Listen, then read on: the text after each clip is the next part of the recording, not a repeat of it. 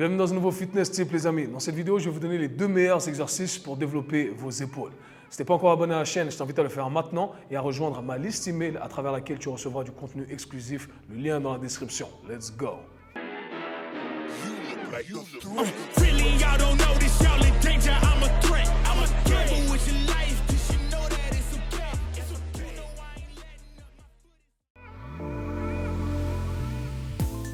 Pendant très longtemps, j'ai négligé le travail direct axé sur mes épaules. Je pensais que ce n'était pas fonctionnel, je pensais que ce n'était pas nécessaire.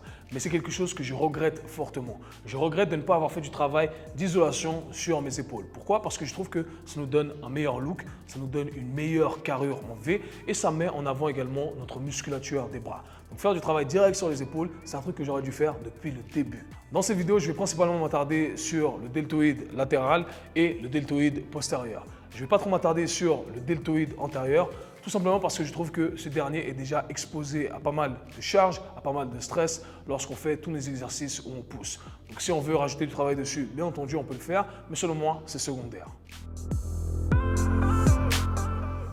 Lorsque j'ai entamé ma quête de développement du deltoïde, je me suis vite rendu compte qu'il y a quelques trucs qu'on ne faisait pas correctement. J'ai vu qu'on était en train d'utiliser des exercices les plus communément utilisés en salle de sport, qui ne sont pas optimaux. Et dans cette vidéo, je vais vous expliquer pourquoi les exercices qu'on utilise tous ne sont pas les meilleurs exercices pour créer un développement hypertrophique au niveau de cette musculature.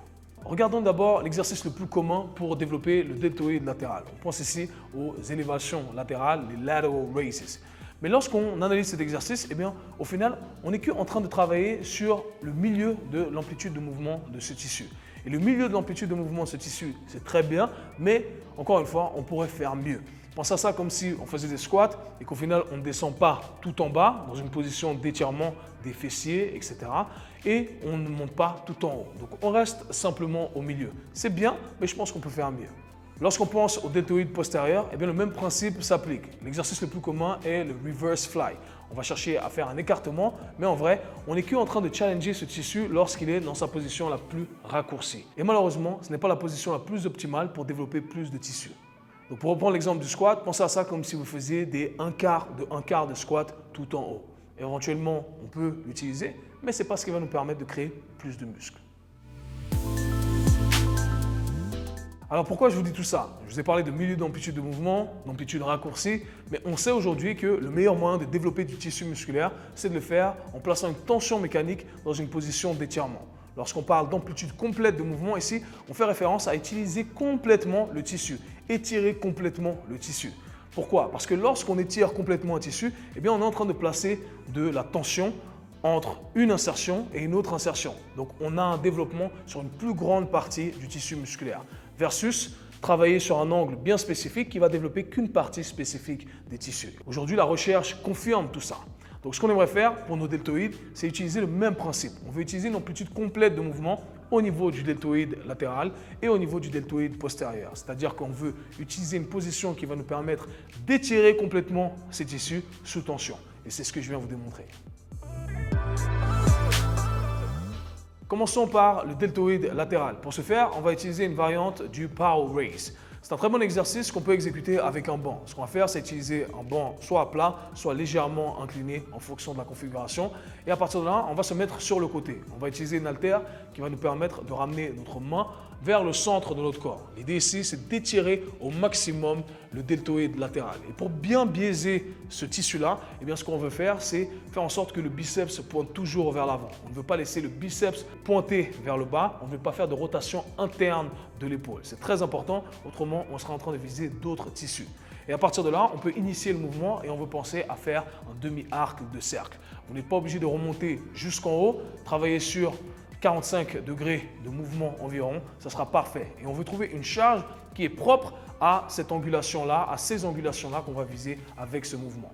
Et vous comprendrez que c'est un mouvement complémentaire aux élévations latérales qu'on a tendance à faire. Ça nous permet de viser des parties du tissu qu'on ne viserait pas avec l'exercice classique qu'on connaît tous. Parlons maintenant du deltoïde postérieur. Eh bien, le principe est exactement le même, la configuration est exactement la même à un détail près. Je vous ai mentionné auparavant qu'on voulait garder le biceps qui pointe vers l'avant. Cette fois-ci, on va faire une rotation interne de l'épaule. On veut ramener notre biceps qui pointe vers le bas et on peut légèrement remonter notre épaule de façon à ce que le biceps soit aligné avec nos pectoraux. Et à partir de là, on va simplement laisser notre bras tomber vers l'intérieur et on va remonter, travailler sur plus ou moins 45 degrés en trouvant le poids qui est approprié pour ces angulations-là. Rappelez-vous, l'idée, c'est de travailler avec un étirement complet. Donc, on ne veut pas simplement laisser tomber la charge, on veut contrôler la descente jusqu'à arriver en position d'étirement complète. Lorsque vous comprenez le principe qui vient de vous être présenté et qu'on cherche simplement à étirer les tissus sous tension, on peut le faire avec n'importe quel outil. On peut très bien utiliser une machine à câble, une poulie et à partir de là, on veut simplement ramener nos deltoïdes postérieurs en position d'étirement complète et produire de la force sur cette fin d'amplitude de mouvement. On étire, on produit de la tension sur un maximum de tissus. Conclusion les amis, j'espère que vous avez compris la différence entre travailler avec une amplitude complète de mouvement d'un mouvement prédéfini et travailler avec une amplitude complète d'un tissu.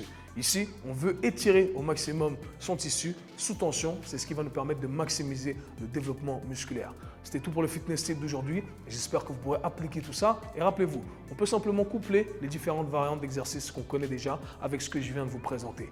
Si tu n'es pas encore abonné à la chaîne, je t'invite à le faire maintenant, à lâcher un petit like et si tu as une question, lâche tout ça dans les commentaires. Nous, on se voit, /parle très bientôt. Peace!